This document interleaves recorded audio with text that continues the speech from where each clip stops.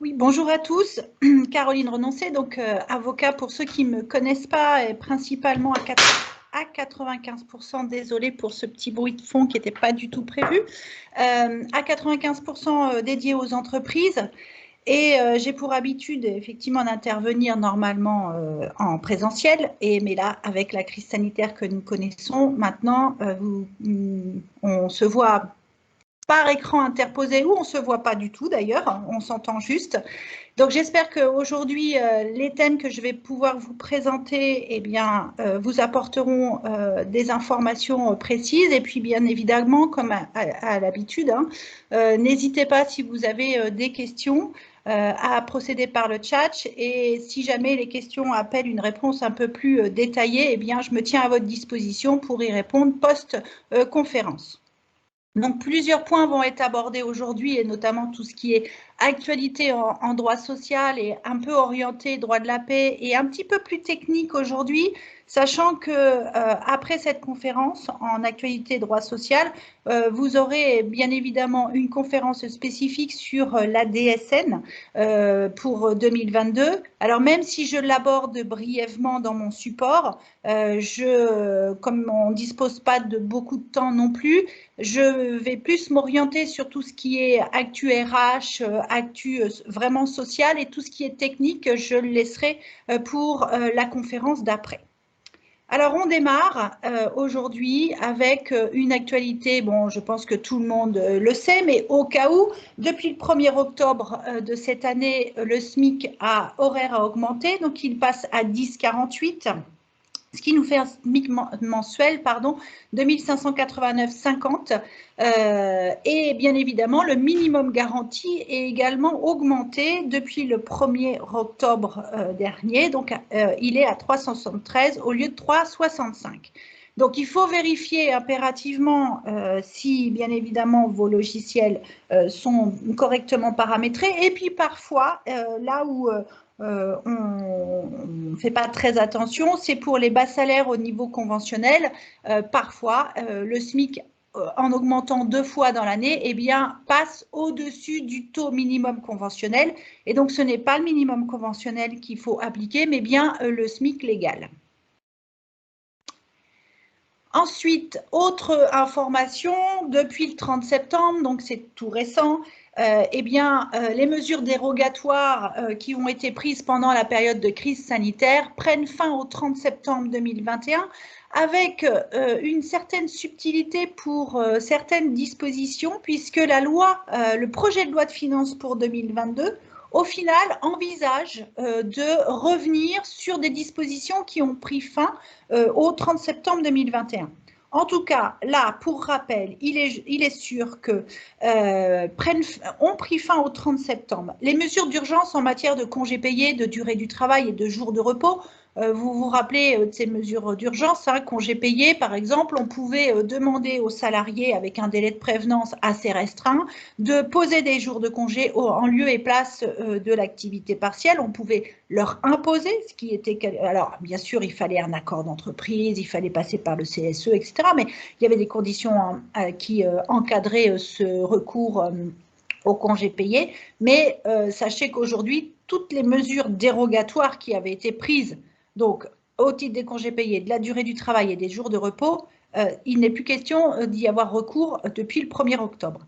Idem pour les règles dérogatoires concernant les réunions du CSE. Par exemple, rappelez-vous, on pouvait organiser les réunions en visioconférence. Aujourd'hui, on retourne à la normale, c'est-à-dire pas plus de 3 visioconférences pour les réunions de CSE dans l'année. Alors, ce qu'on nous dit pas, c'est de savoir si on considère que c'est dans l'année à compter du 1er octobre 2021 jusqu'au 30 septembre 2022 ou si c'est dans l'année civile. Bon, donc ce qui voudrait dire qu'au final, d'ici la fin de l'année, on peut continuer en visioconférence si on part du principe que c'est par année civile. Moi, j'aurais plutôt tendance à penser ça, bien sûr, mais bon, voilà, ça, c'est une interrogation et peut-être qu'on aura une question-réponse qui viendra nous apporter une précision sur ce point-là. Tout ce qui est mesures transitoires relatives aux prêts de main-d'œuvre, pareil, fin.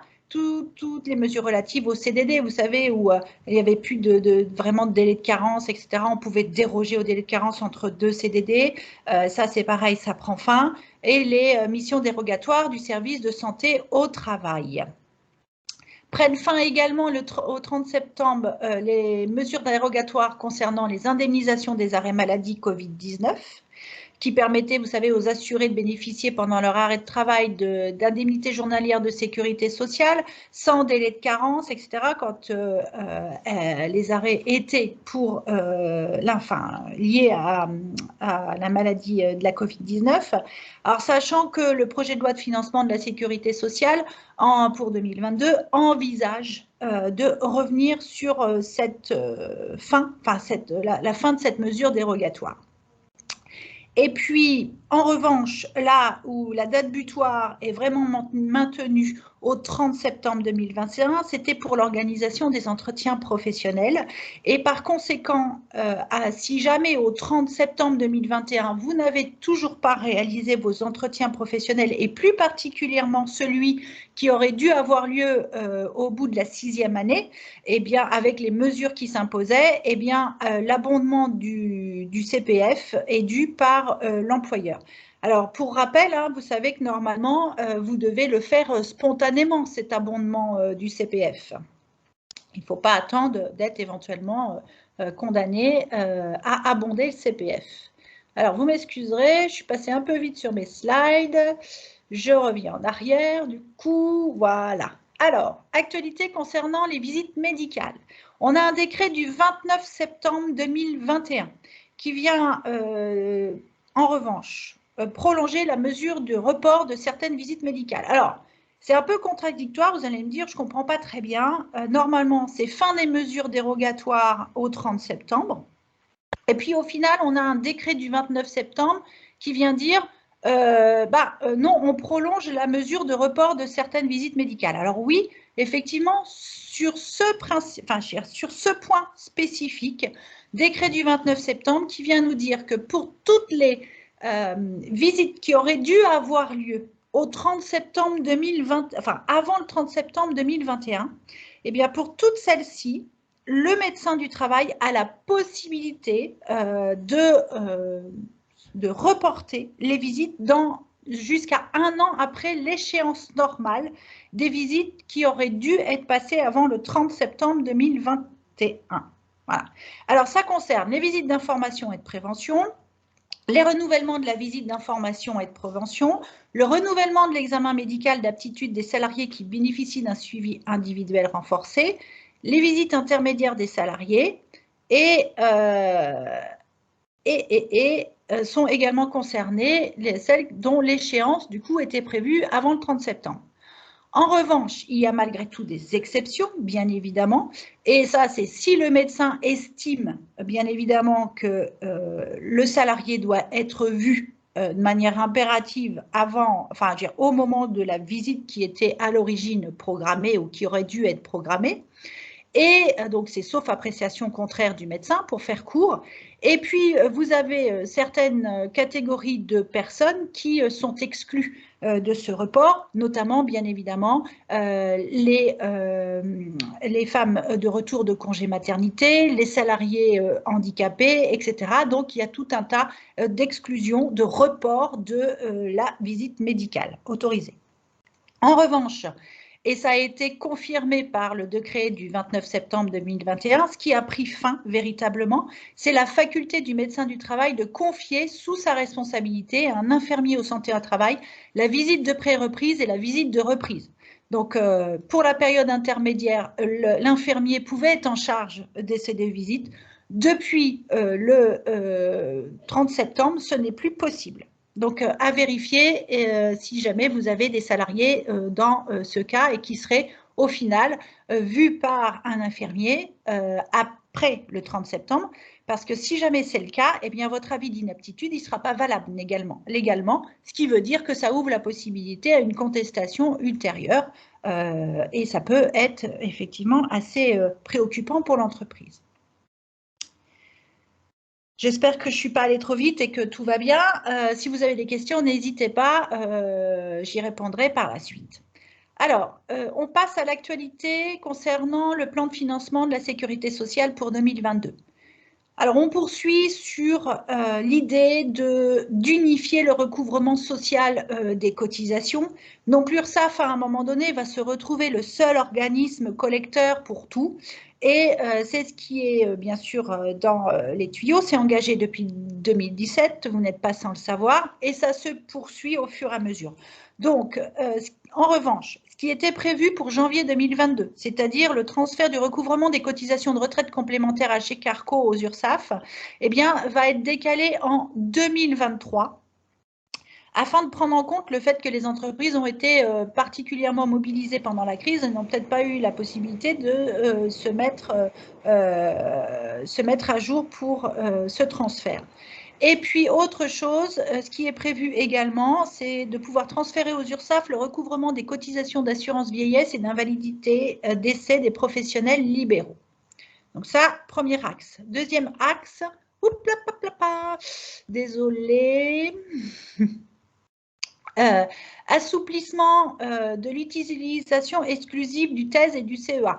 Alors, ça ne va pas être pour tout de suite, hein, c'est prévu pour 2024, mais sachez que ce qui est dans les tuyaux, c'est que pour pouvoir, en tant qu'entreprise, bénéficier du dispositif du titre emploi-service entreprise et du chèque emploi associatif pour ceux qui sont concernés, jusqu'à aujourd'hui et du coup, a priori jusqu'au 31 décembre 2023, vous avez l'obligation l'ensemble de vos salariés doivent, vous devez utiliser ce dispositif pour l'ensemble de vos salariés. Et là, ce qui est prévu, afin de simplifier les choses, eh bien, c'est de supprimer cette obligation d'usage pour l'ensemble des salariés à compter du 1er janvier 2024, ce qui suppose que vous pourrez, certains salariés, eh bien, les gérer administrativement de manière classique, et puis pour d'autres, avoir recours au TES ou au CEA si vous êtes bien sûr concerné par ce dispositif. Voilà. Droit de communication auprès des tiers dématérialisés. Alors, toujours dans le cadre de la lutte contre la fraude, les agents chargés du recouvrement et des organismes de sécurité sociale qui disposent d'un droit de communication auprès des tiers vont voir leur pouvoir élargi, puisque jusqu'à présent, ce n'était pas le cas, mais il est prévu de donner la possibilité à l'agent de demander la communication des documents et des informations par voie dématérialisée. Alors que jusqu'à présent, soit il venait sur place et il prenait connaissance des documents, éventuellement il faisait des copies ou il pouvait importer des documents. Et aujourd'hui, eh bien, ils vont avoir la possibilité, pour des questions de rapidité et de preuve, eh bien, de se faire communiquer ces informations par voie dématérialisée. En revanche, alors que normalement tout a pris fin au 30 septembre, et c'est là où il y a une petite, c'est pas très logique, mais on peut le comprendre aussi, compte tenu des incertitudes liées au prolongement de la crise sanitaire, eh bien, il est prévu de prolonger le dispositif qui concerne les arrêts de travail dérogatoires concernant les arrêts liés à l'épidémie de Covid-19. Donc, toutes les mesures dérogatoires qui normalement ont pris fin au 30 septembre, ce qui est le cas là actuellement, eh bien, pourrait être finalement prolongé entre le 1er janvier jusqu'au 31 décembre 2022 en tout cas.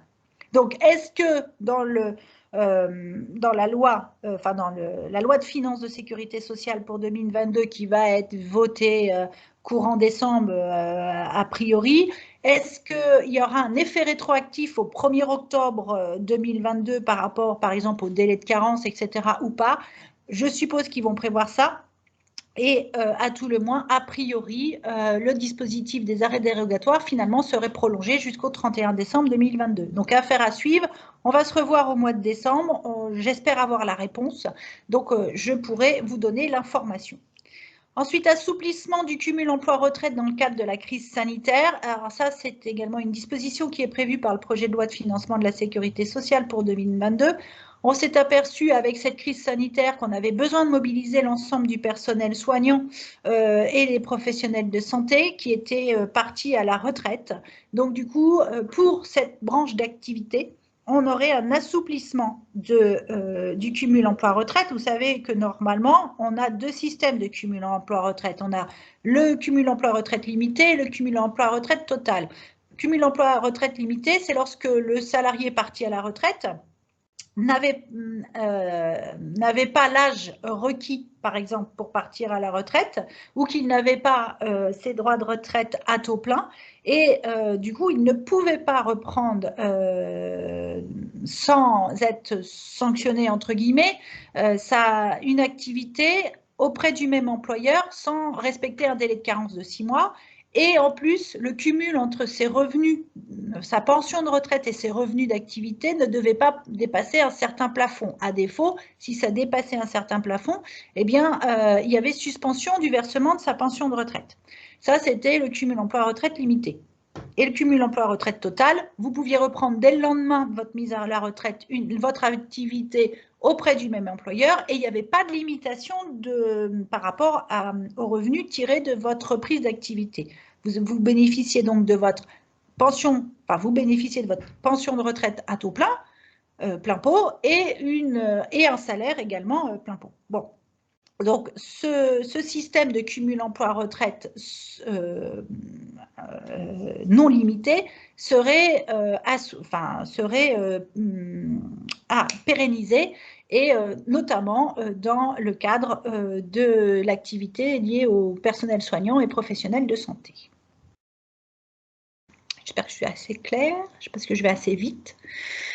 Ensuite, il y aurait un nouveau cas de maintien des IJ maladies pour les assurés. Effectivement, à partir du moment où la crise sanitaire a démontré le caractère fondamental de la protection des assurés pour les prestations en espèces délivrées par les organismes de sécurité sociale, eh bien, pour tous les assurés, à compter du 1er janvier 2022, on pourrait conserver le droit aux indemnités journalières, maladie, au titre de leur ancienne activité lorsque leur nouvelle activité, ne leur permet pas théoriquement d'ouvrir des droits nouveaux. Mais qu'en pratique, l'IJ est nul. Ben oui, lorsqu'on change d'employeur, par exemple, à partir du moment où on n'a pas X mois d'ancienneté ou X années d'ancienneté, on n'a pas le droit, même si on tombe malade, même si on a acquis des droits avant, eh bien, on n'est pas couvert, on n'a pas droit aux IJ. Et donc, le salarié malade dans son nouvel emploi, tant qu'il n'a pas acquis son ancienneté, voilà, il n'est pas indemnisé. Et là, c'est une règle qui serait modifiée à compter du 1er janvier 2022 par rapport au projet de loi de finances, où le salarié, eh bien, il conserverait ses droits acquis aux IJ, même en cas de changement d'emploi, par exemple. Ensuite, autre point de la loi de finances, plus à la marge, mais bon, il est quand même important de le noter, extension de la réforme du congé de paternité. Effectivement, depuis le 1er juillet dernier, vous connaissez les dispositions du nouveau congé paternité avec son allongement à 32 jours en cas de naissance multiple et à 25 jours en cas de naissance simple. Eh bien, ce dispositif serait étendu aux collaborateurs des professions libérales. Et y compris le durée de congé d'adoption passerait à 16 semaines, également pour cette catégorie.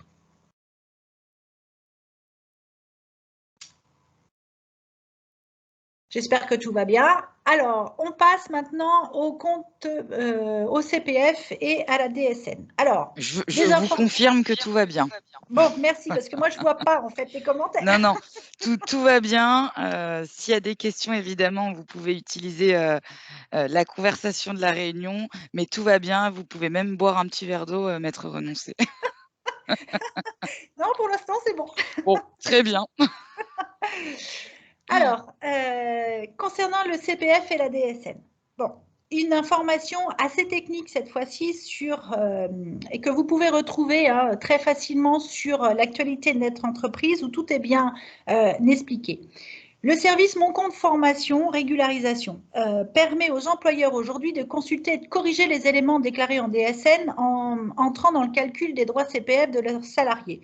Donc, vous avez la possibilité de modifier en direct, après avoir suivi bien sûr toute une procédure d'identification, etc., auprès du service Net Entreprise pour, notamment si vous devez abonder spontanément le compte CPF du salarié parce que vous n'auriez pas respecté l'entretien professionnel au bout de la 6e année, eh bien sachez que si vous souhaitez le faire en direct et donc vous n'aurez pas la possibilité de vous retrancher derrière une impossibilité technique en disant bah, je ne savais pas comment faire pour abonder le compte de formation de mon salarié, eh bien non, vous ne pourrez pas le dire puisque effectivement on vous donne la possibilité aujourd'hui en connectant sur un service qui est dédié et en vous donnant toutes les informations, vous avez la possibilité de modifier le compte de formation de vos salariés.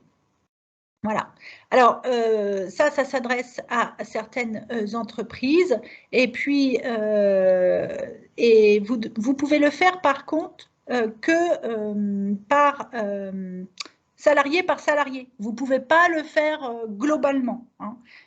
En revanche, pour des régularisations qui portent sur plus de 20 salariés, il est possible d'envoyer un mail à l'adresse que vous voyez affichée pour pouvoir effectuer ces modifications sur le compte personnel de formation. Voilà. Donc, ce n'est peut-être pas la peine que je détaille et que je lise mot pour mot la procédure technique. La seule chose qu'il faut que vous sachiez, c'est qu'à partir de maintenant, puisque vous avez cette possibilité-là, vous n'allez plus pouvoir utiliser l'ancienne procédure. Donc, si malgré tout, vous n'y arrivez pas, vous avez quand même une option, c'est celle de transmettre une réclamation, mais par contre, et d'utiliser malgré tout l'ancienne procédure, mais il faudra que vous arriviez à justifier que vous n'arrivez pas à utiliser la nouvelle procédure. Voilà, bon, donc ça va un petit peu, bien sûr, compliquer les choses.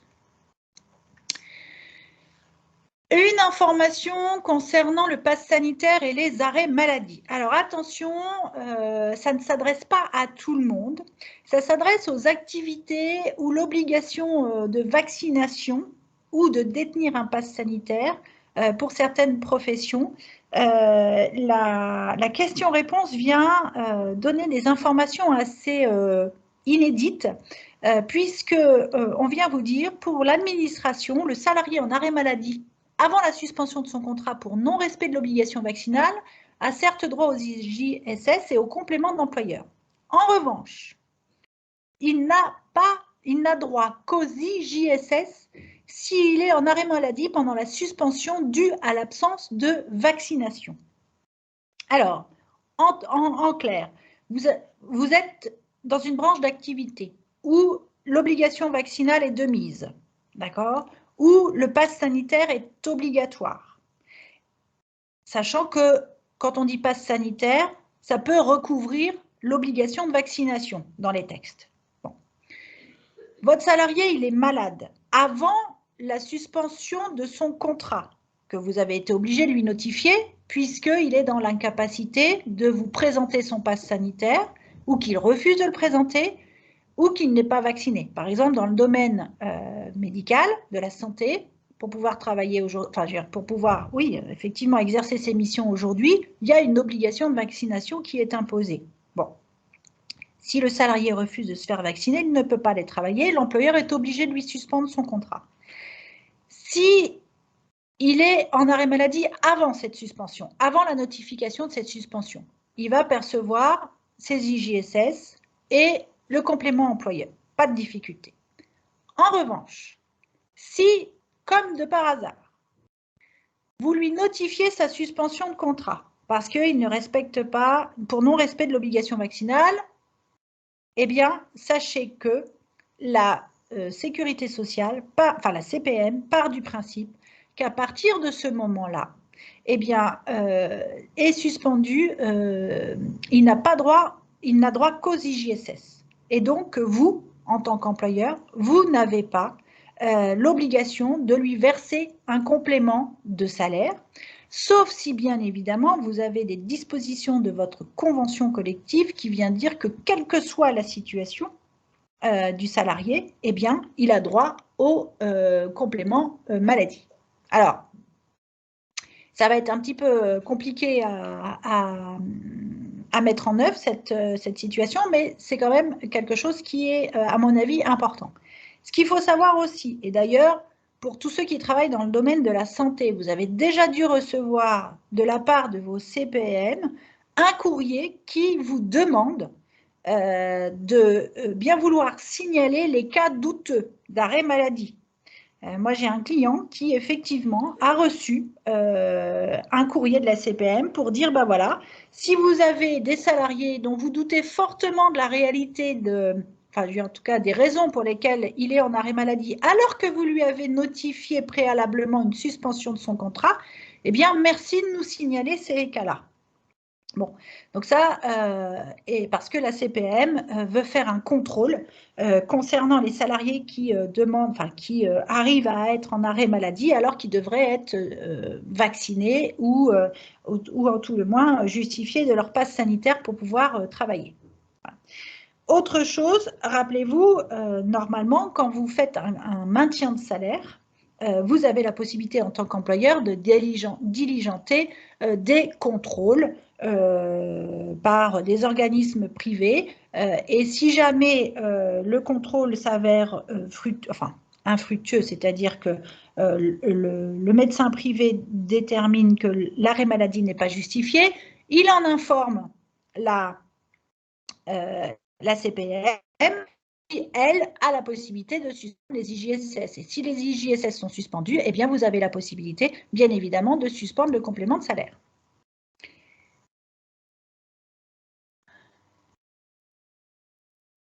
Autre actualité qui concerne le CDI d'inclusion senior.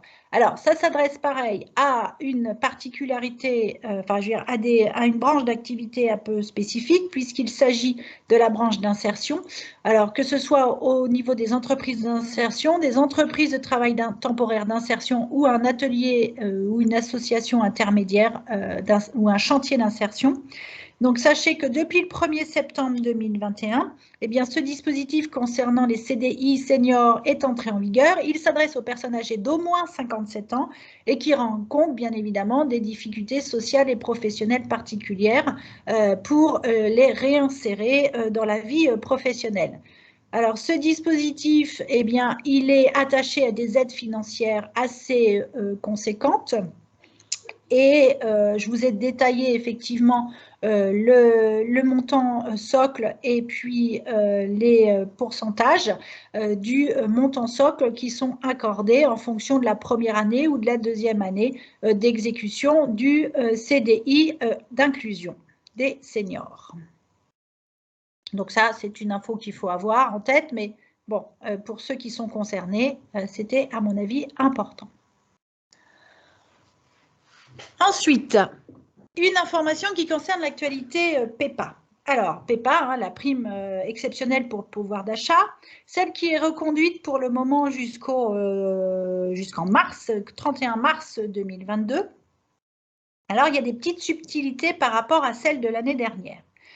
Donc, dans les grands principes, c'est à peu près la même chose. Elle est exonérée de charges sociales et fiscales à hauteur de 1 000 € par salarié, montant qui peut être porté à 2 000 € sur certaines conditions, et je vais y revenir après. Donc, cette prime-là peut être versée depuis le 1er juin 2021 et vous avez la possibilité de la verser jusqu'au 31 mars 2022. Donc, vous avez encore du temps devant vous pour vous décider si jamais ça n'a pas été fait et que vous avez l'intention de le faire. Les salariés qui peuvent en bénéficier par rapport à l'exonération, je dis bien par rapport à l'exonération, eh bien, doivent percevoir une rémunération brute inférieure à 3 SMIC, soit aujourd'hui 4 663,74 € par mois pour un salarié à temps plein, bien sûr proratisé en cas de temps partiel. Ce qu'il faut savoir, c'est qu'a priori, le plafond Sécu ne sera pas augmenté pour l'année prochaine. Mais en revanche, lui, le SMIC, il a été augmenté.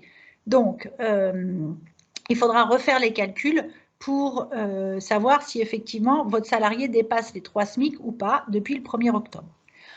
En pratique, vous avez la possibilité de vous connecter sur le site pour avoir des précisions concernant cette prime PEPA, puisqu'il y a une question-réponse qui a mis à jour ces dispositions. Vous avez aussi une instruction qui date du 19 août 2021 qui vient vous expliquer un petit peu quelles sont les modalités, que je vous retranscris ici. Donc, rapidement, les modalités, vous l'avez vu, et vous connaissez le système. Normalement, eh bien, il faut une négociation. Hein, c'est priorité à la négociation pour pouvoir accorder cette prime. Et elle peut être mise en place soit par un accord d'entreprise, soit par une décision unilatérale de l'employeur, éventuellement après information et consultation du CSE, s'il existe dans l'entreprise. La question qui se posait, c'était de savoir si on avait un accord d'intéressement qu'on allait mettre en place ou qu'on a déjà mis en place depuis le début de l'année, si on pouvait indiquer les modalités d'attribution de cette prime PEPA dans l'accord d'intéressement. L'instruction nous dit non, ce n'est pas possible, il faut avoir un document à part de l'accord d'intéressement. Donc d'un côté, vous avez votre accord d'intéressement et de l'autre, vous avez soit un nouvel accord pour la PEPA, soit une décision unilatérale. Ensuite, la question qui se posait, c'était de se dire, bah voilà, si j'ai si j'ai un accord qui concerne la mise en place de la PEPA, est-ce qu'il faut que je le dépose auprès de l'administration comme on dépose un accord d'intéressement ou de participation, etc. La réponse est la suivante. Si jamais vous avez mis en place, bien sûr, cette prime PEPA par un accord collectif, eh bien, c'est aux parties signataires les plus diligentes de déposer cet accord sur la plateforme de téléprocédure du ministère du Travail. Je vous ai remis le lien. En revanche, si la mise en place de la PEPA est issue d'une décision unilatérale, eh bien évidemment, comme toutes les décisions unilatérales, elles ne sont pas déposées auprès de l'administration. Ensuite, autre question qui est importante quand on décide de mettre en place et qu'on négocie, est-ce que le montant peut être différent entre les salariés? Alors, comme au préalable, la loi autorise les employeurs, bien sûr, à moduler le niveau de la prime entre les salariés en fonction de leur rémunération, du niveau de classification, de la durée de présence, etc., sachant que ces conditions s'apprécient sur les 12 mois qui précèdent le versement de la prime. Et la prime peut être modulée en fonction de ces différents critères. En revanche, tout comme par exemple le versement de la prime d'intéressement ou de la prime d'intéressement, tout ce qui est congé ou absence assimilé à du temps de travail effectif légalement ou conventionnellement, eh bien, vous ne pouvez pas prendre en compte ce critère pour réduire, par exemple, le versement de la prime. D'accord? Et notamment, tous les congés liés à l'arrivée ou l'éducation d'un enfant, etc. Autre chose, la prime, est-ce qu'elle peut être modulée comme l'année dernière en fonction des conditions de travail et notamment liées à l'épidémie de la Covid-19. C'est-à-dire que l'année dernière, on pouvait accorder une prime, une PEPA à un salarié plus importante pour celui qui avait, par exemple, eu aucun arrêt de travail ou aucune absence ou qu'il avait été présent sur place par rapport aux conditions de travail liées à l'épidémie de Covid-19, on pouvait moduler le montant de la prime pour récompenser, par exemple, ceux qui avaient été présents contrairement à ceux qui avaient sollicité la possibilité de faire du télétravail ou qui avaient eu des absences liées à la Covid-19. Aujourd'hui, ça, c'est interdit. On ne peut plus moduler la prime en fonction des conditions de travail liées à la Covid-19. excepté pour les entreprises qui sont en train de prendre en compte des mesures, enfin qui sont en train de mettre en place, pardon, des mesures qui viennent valoriser les métiers des travailleurs de seconde ligne. Donc ça va être assez difficile à manipuler, à mon avis, parce que ça veut dire que pour pouvoir mettre en place des mesures de valorisation des métiers de travailleurs de seconde ligne, soit vous avez déjà un accord de branche, et à ce moment-là, vous pouvez vous appuyer sur cet accord de branche s'il est étendu, ou si vous êtes adhérent à un syndicat signataire. Donc pour moi, ça ne posera pas de difficulté. Vous pouvez moduler le versement de la prime en fonction de ce critère. Mais si vous êtes en cours de négociation, si les négociations ne sont pas terminées d'ici le 31 mars 2022 et que vous avez versé une prime en fonction de ces conditions liées à la valorisation des métiers des travailleurs de seconde ligne, à mon avis, ça pourrait être un critère qui pourrait être remis en cause par rapport aux exonérations de cotisation. Donc, méfiance dans l'utilisation de ce critère pour pouvoir verser plus ou moins la PEPA. Autre information, rappelez-vous, exonération des charges sociales et fiscales à hauteur de 1 000 € par salarié. Toutefois, ce plafond peut être majoré à 2 000 € lorsque vous occupez moins de 50 salariés ou que vous êtes une association ou une fondation reconnue d'utilité publique ou d'intérêt général, habilitée à recevoir des dons, ou encore que vous avez mis en œuvre un accord d'intéressement à la date de versement de la prime, ou que vous avez conclu avant cette date un accord d'intéressement prenant effet avant le 31 mars 2022. Bon, ça, c'est la situation classique. Ou enfin que vous êtes engagé dans une démarche de valorisation des travailleurs de la seconde ligne. Et c'est là où voilà, j'émettais des réserves à l'instant concernant ce critère pour pouvoir non seulement bénéficier des exonérations sociales et fiscales jusqu'à hauteur de 2 000 €. Est-ce que c'est OK pour tout le monde là-dessus sur la PEPA? Pas de souci? On n'a pas de questions. Vous n'avez pas de questions? Bon, très bien. Alors, on arrive sur la partie très technique liée à la DSN. Donc, globalement, je vais passer très rapidement ces slides et bien sûr, vous aurez en revanche tout le détail dans la conférence qui suit.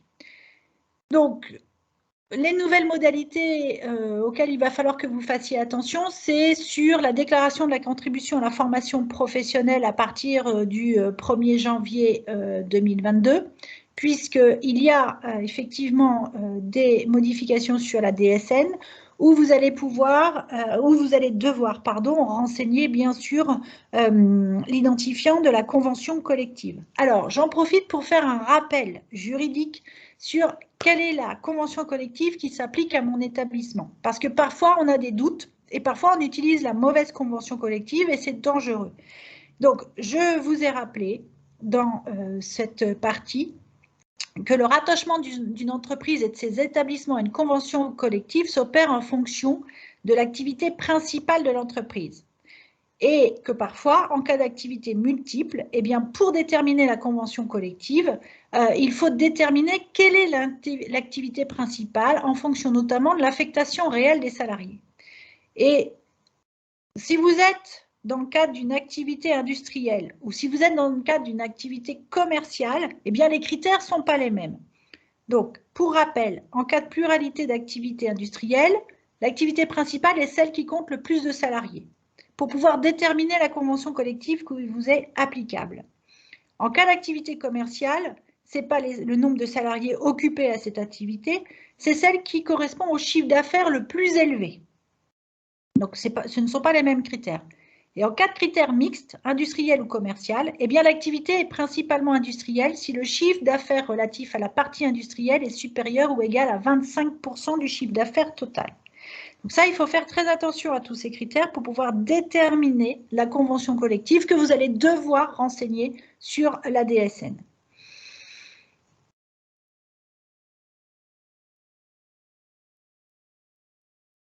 Autre point qui semble important, c'est que si vous avez plusieurs activités séparées et non complémentaires, exercées dans des établissements distincts et autonomes. Du coup, les conventions collectives, elles sont différentes.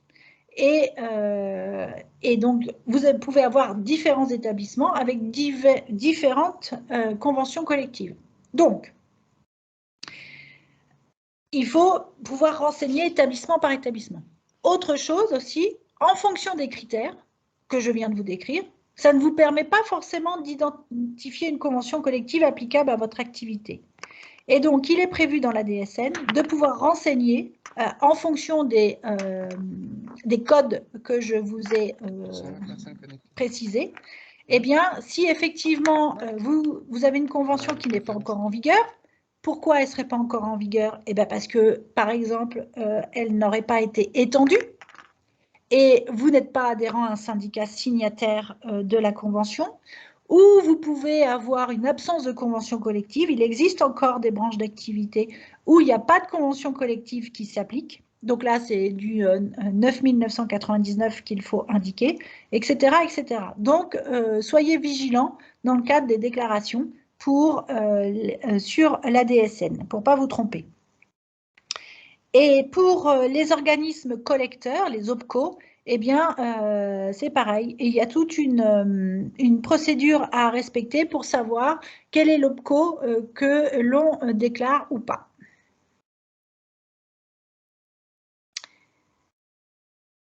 Autre chose, le transfert des contributions de formation professionnelle et d'apprentissage auprès du réseau des URSSAF et des caisses de MSA sera mis en œuvre à compter du 1er janvier 2022. Donc là, pareil, ce transfert à compter du 1er janvier va avoir un impact sur la DSN. Donc, je vous ai détaillé un petit peu, pour rappel, quel est le taux de contribution à la formation professionnelle et comment la déclarer à compter de 2022. Mais ça, vous allez revoir ça tout à l'heure dans le cadre de l'autre conférence. Donc, je passe assez vite sur ces slides, d'autant plus qu'il ne me reste pas beaucoup de temps. Donc, voilà, tout ça concerne la taxe d'apprentissage, la taxe de contribution à la formation.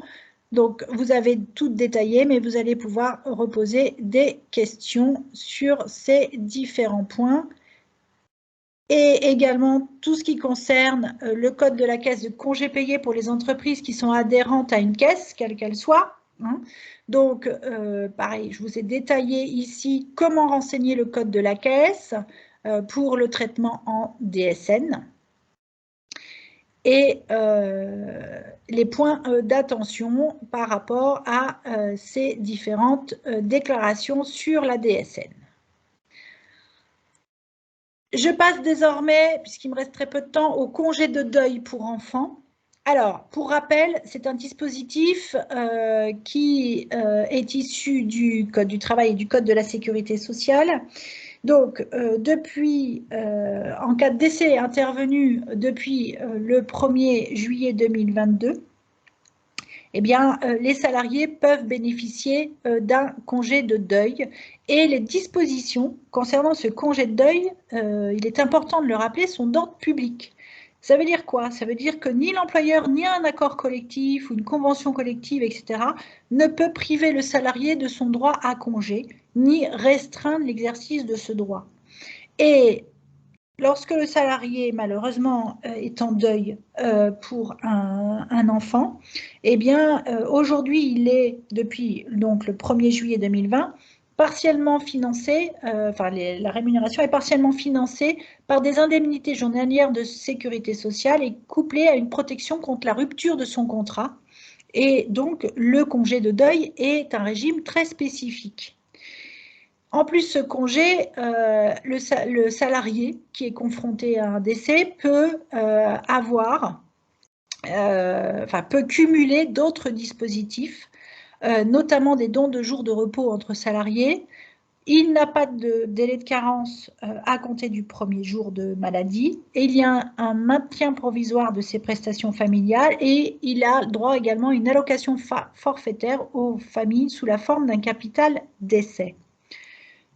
Mais la question qui se posait, c'était comment déclarer ce congé de deuil dans le cadre de la DSN. Eh bien, on a la réponse dans une actualité nette entreprise, puisque à partir de la nouvelle norme, eh bien, il y a une rubrique qui a été créée. Et donc, je vous ai donné le chemin et les rubriques à renseigner pour pouvoir déclarer ce congé de deuil. Et ça aussi, c'est sûrement un élément que vous allez pouvoir voir dans la conférence qui suit.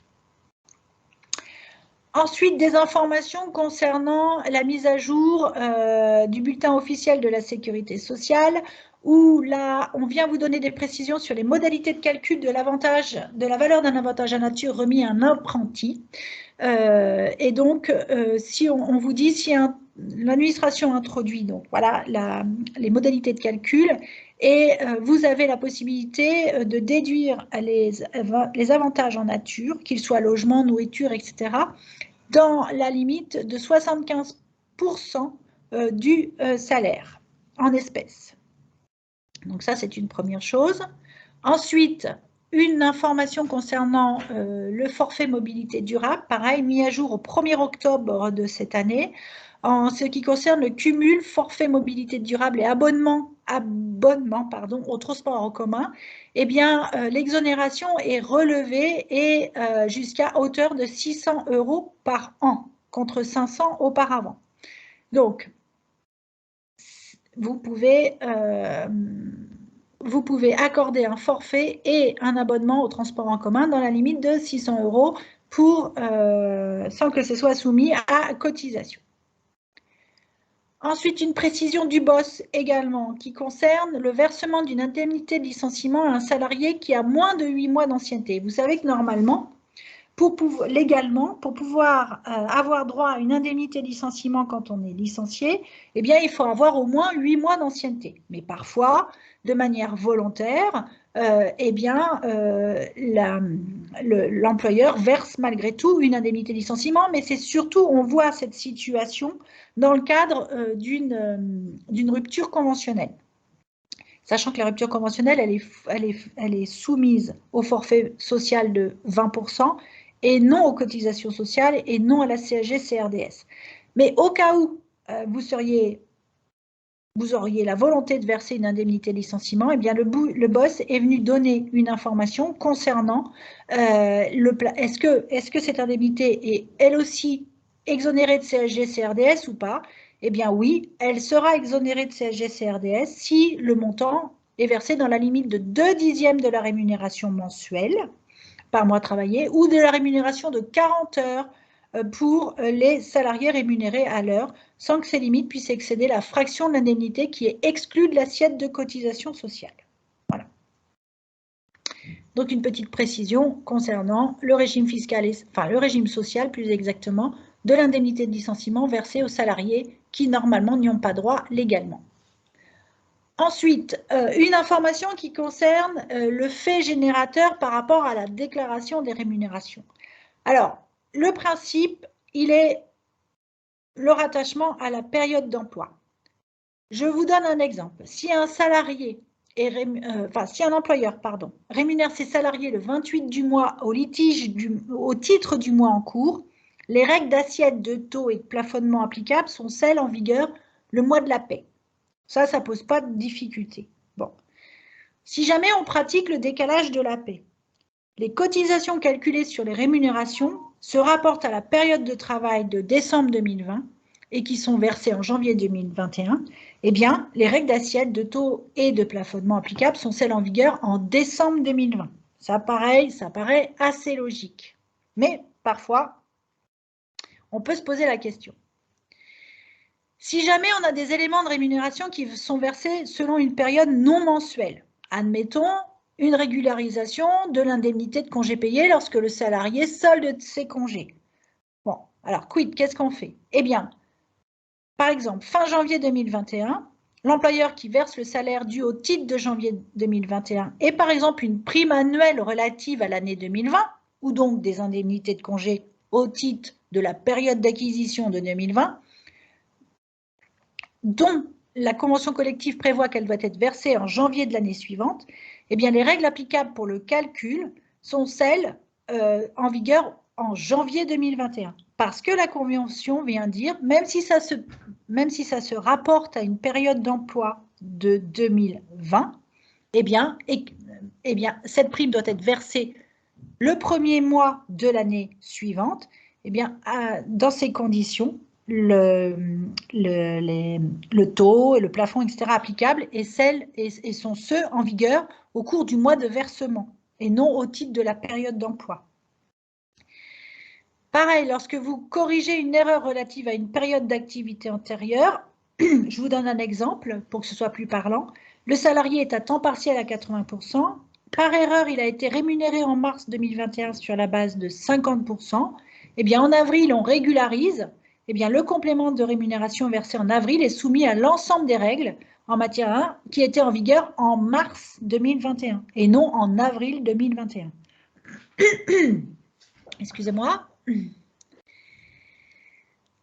Même chose pour les événements décalés qui affectent la rémunération mensuelle. Eh bien, par exemple, en février 2021, l'employeur verse la rémunération des heures supplémentaires décomptées au titre de la période de référence en janvier 2021.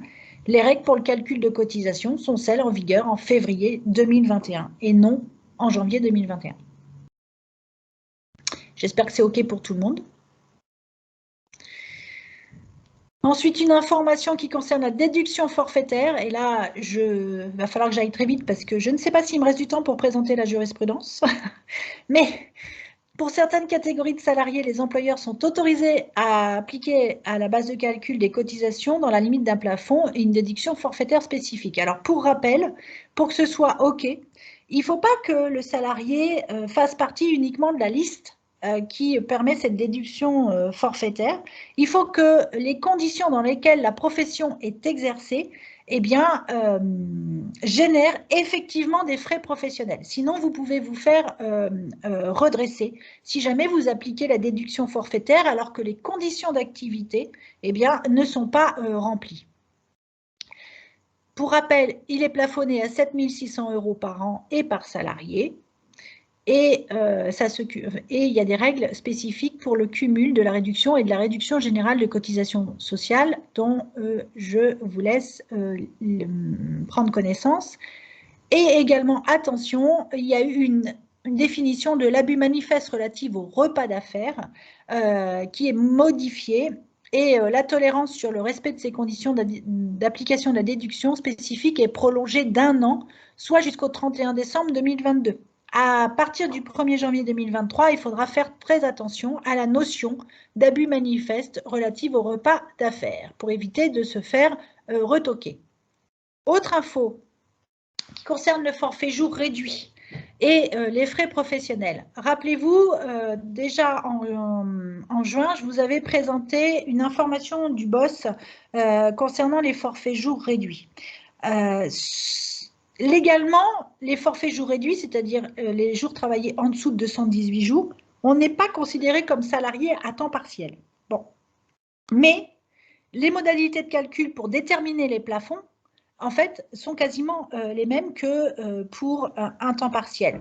Donc, notamment, alors ça s'applique donc au plafond, etc., aux assiettes plafonnées, et ça s'applique, et en revanche, en ce qui concerne les frais professionnels, eh bien, on vient vous dire que ça n'a pas d'impact sur ces frais professionnels lorsqu'il y a un forfait jour réduit.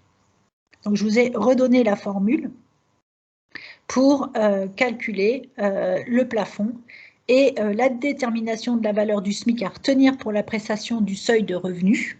Et je vous ai même mis un exemple pour que ce soit plus parlant. Ensuite, une information qui concerne le bulletin clarifié et le NIR. Alors, pour la faire simple, c'est vrai qu'avec l'utilisation de ces bulletins clarifiés et des coffres-forts pour pouvoir, dans le cadre de la dématérialisation des bulletins de paie, on était un peu tenté d'utiliser le numéro d'identification pour pouvoir identifier le salarié. Et on a une information aujourd'hui qui vient dire, ben non, la réponse, elle est claire. Il faut oublier cette possibilité d'avoir d'utiliser le numéro de sécurité sociale pour pouvoir identifier les coffres parce que c'est contraire en fait à l'esprit du NIR et c'est dangereux. Donc pour le moment, sauf si on a modification de la législation sur ce point, etc., avec sûrement, si jamais on arrive à utiliser le numéro d'identification de la sécurité sociale pour la dématérialisation des bulletins de paie, on aura sûrement des dispositions qui viendront, notamment, ou des informations de la CNIL qui viendront encadrer cette utilisation pour respecter la vie privée. Ensuite, une information concernant, j'ai déjà dépassé 2 minutes, ça va être très compliqué, l'aide au paiement des cotisations sociales. Alors, l'aide de 15% du montant des rémunérations, c'est terminé depuis le 31 août 2021. Globalement, en fait, ce qu'il faut retenir par rapport à toutes les mesures d'urgence, au Fonds social de solidarité, etc., tout est terminé. Et le gouvernement met en place, par contre, des dispositifs qui seront beaucoup plus ciblés. Donc, ça sera au cas par cas. Sachant que à partir du moment où ça sera au cas par cas, vous allez devoir, les entreprises qui vont avoir besoin d'avoir recours à des aides, notamment partielles ou totales par rapport aux cotisations sociales, etc., eh bien, vous allez devoir constituer des dossiers avec des documents comptables et donc il est déjà prévu que l'administration mettre un peu plus de mettre plusieurs jours, voire plusieurs semaines à vous donner leur réponse parce que avant c'était forfaitaire et il n'y avait pas grand chose à justifier pour avoir l'aide. Aujourd'hui, comme on passe sur une aide personnalisée, en tout cas dans certains secteurs et à tout le moins en métropole, puisque les dispositifs sont reconduits pour les territoires d'outre-mer qui sont impactés aujourd'hui encore par la crise et qui vivent des restrictions importantes et ça va mettre un peu plus de temps. Mais normalement, on devrait avoir des précisions dans les prochains jours. Pareil, en matière d'activité partielle, retour au droit commun pour la plupart des activités, encouragement à avoir recours aux accords d'APLD, étant précisé qu'aujourd'hui, on a 18 500 accords qui manifestement ont été signés. Une information rapide sur le bonus-malus. Vous savez, en cas de CDD court, de taux de rupture au sein de l'entreprise beaucoup plus important que par rapport à la moyenne du taux de rupture dans le secteur d'activité, eh bien, ça va s'appliquer à compter de septembre 2022. L'information que vous allez devoir retenir, c'est que la moyenne va être fixée sur 3 ans par arrêté, donc de manière antérieure à septembre 2022, donc ça va prendre en compte 21-20 et 21-20 et 19, donc les années 2019. Et on vient vous dire, oui, bon, de toute façon, quand on fera nos calculs de 2018 à 2022, par exemple, eh bien, on va faire une neutralisation par rapport à la période du Covid-19. Donc, manifestement, on a pour le moment un premier décret qui rétablit le mécanisme de la modulation du taux de contribution chômage en fonction du taux de séparation de l'employeur, d'accord ? Donc le fameux dispositif bonus-malus, ça n'a pas été abandonné, ça vient d'être établi, mais ça a été adapté par rapport à la période que l'on vient de connaître. Et il y aura sûrement des arrêtés qui pourront, bien évidemment, venir modifier à nouveau et préciser ces règles. Voilà, donc c'est ce que je vous disais. Alors, quelle spécificité pour 2022 ? Les périodes d'emploi il y aura des règles dérogatoires pour calculer la détermination des secteurs concernés, le taux de séparation, etc. Enfin, une info concernant l'amorçage en la DSN. Le signalement permet en amont de la DSN l'amorçage en paie des données variables pour un salarié afin de pouvoir récupérer le taux de prélèvement, obtenir une anticipation du bilan, d'identification, etc. Pareil pour la passereau. Donc, je ne vais pas m'étaler sur ces diapositives parce que vous allez voir ça pareil après cette conférence. Et parce qu'en plus, je suis déjà beaucoup en retard de 6 minutes, donc je ne voudrais pas vous faire louper les autres conférences. Rapidement, la jurisprudence, des arrêts que je vous ai assez détaillés, qui concernent l'application stricte de la disposition de la CSN des ouvriers du bâtiment relative aux situations de grand déplacement. Donc, sachez que la Cour de cassation interprète de manière stricte cette disposition concernant les grands déplacements. Le salarié, ouvrier, qui est en situation de grand déplacement et qui, par exemple, est en situation de covoiturage, eh bien, il a, même s'il est en situation de covoiturage, il a droit à une indemnisation, un remboursement de ses frais de déplacement. Alors, ça peut être du réel ou ça peut être des sommes qui sont calculées forfaitairement, etc. Donc, ce n'est pas parce qu'il fait du covoiturage qu'il n'a pas le droit à avoir une indemnité pour frais de déplacement en cas de grand déplacement. Ensuite, une information intéressante qui concerne l'employeur qui procède à un licenciement économique en raison de sa cessation d'activité et qu'en même temps, eh bien, le salarié est déclaré inapte au cours de la procédure. On a toujours dit que l'inaptitude, lorsque le salarié était inapte, eh bien, la procédure de licenciement pour inaptitude devait prendre le pas, c'était impératif, d'ordre public, etc., sur toute autre procédure en cours pour un licenciement, qu'il soit économique ou qu'il soit pour motif personnel. Alors, la Cour de cassation vient nous dire, eh bien, que ce soit en cas de liquidation judiciaire ou de liquidation amiable, à partir du moment où il y a une cessation totale et définitive de l'activité, même si le salarié est déclaré inapte en cours de procédure de licenciement économique, eh bien, on poursuit le licenciement économique.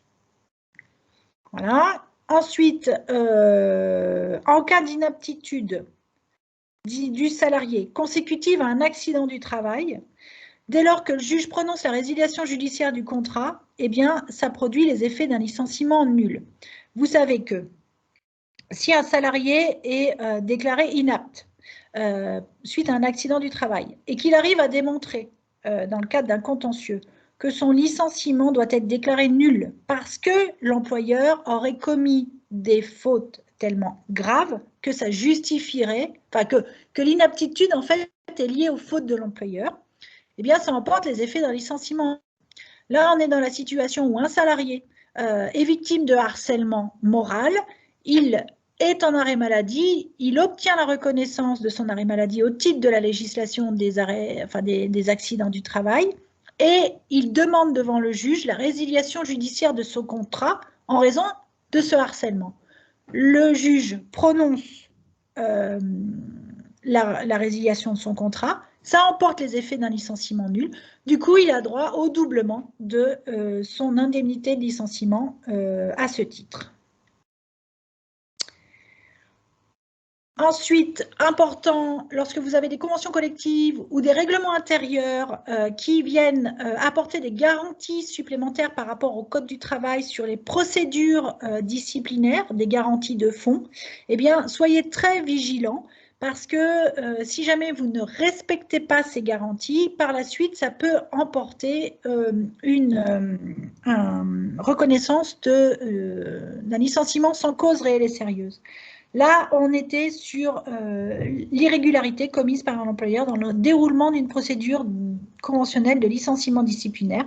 Et donc, ce n'est pas une irrégularité de forme, mais bien une irrégularité de fond qui est sanctionnée comme telle. Donc, ça n'emporte pas les mêmes conséquences financières.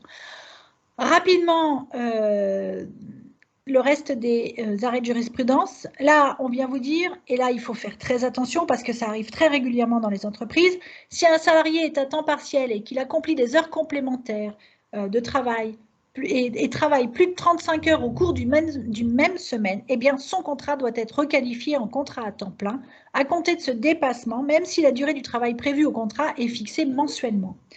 Donc, ça veut dire quoi? Ça veut dire que si vous avez un salarié qui, par exemple, va travailler, je ne sais pas, moi, on va dire 110 heures mensuelles. Son contrat prévoit 110 heures mensuelles.